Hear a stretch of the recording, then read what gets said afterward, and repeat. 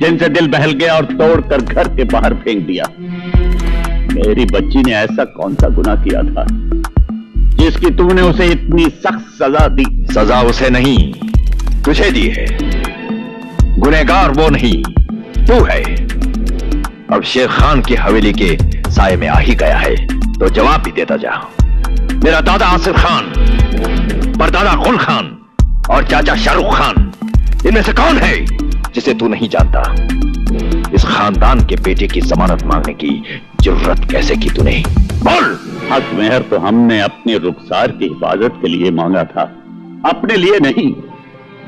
समझी साईं, ठंडे दिमाग से अपने दिल पर हाथ रखकर सोच, क्या कोई बाप अपनी औलाद के लिए बुरा सोच सकता है? तेरी सोच में छुपी हुई खोट मैं उसी दिन समझ गया था फतेह खान।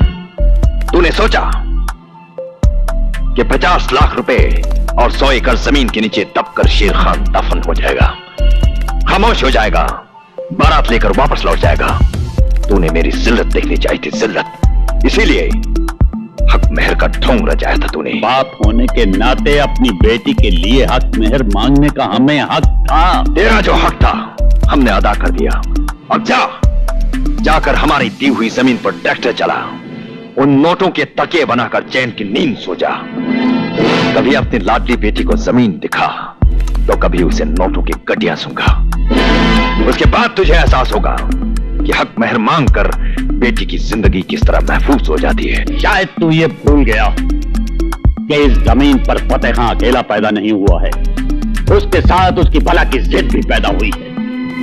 कहीं मेरी जिद किसी जिद पर आ गई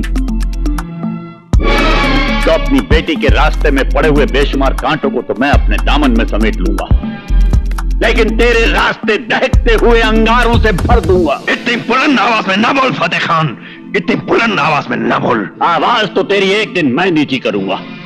शेर की तरह गरजने वाला बिल्ली की जबान बोलेगा। तुझे फतेह खान की दहलीज पर सर झुकाकर, नाक रगड़कर मेरी बेटी फिर से मांगनी पड़ेगी।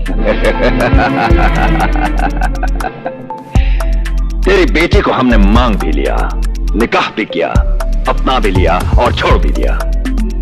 रही बात घर बसाने की फतेह खान, अब घर तो तभी बसेगा जब तू हमारे सामने घुटने टेक कर, हाथ फैलाकर